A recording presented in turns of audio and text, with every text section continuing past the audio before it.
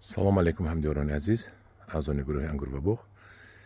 имрӯз 1 октябри соли 2023 мебошад ва ман ба шумо натиҷаи пайванди нок дар дулона сурхакро нишон медиҳам, ки расо 6 моҳ пеш пайванд кардагӣ будем. бинед ки чӣ қадар 2 метр қад кашидааст. манами нок дар дулона сурхак. бисёр одамон мегӯянд хушк мешавад дар оянда. ман ҳам фикр мекунам хушк мешавад. ҳамин ҷои пайванд фикр мекунам аз ҳаминҷа ё мешканад ё аз якдигараш ҷудо мешавад.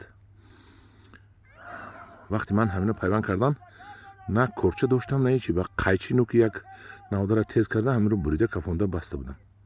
ва айни ҳол мебинед ки чӣ қадар нашунамои хуб дорад ва эҳтимол ки соли дига боб бандад. эҳтимол анаин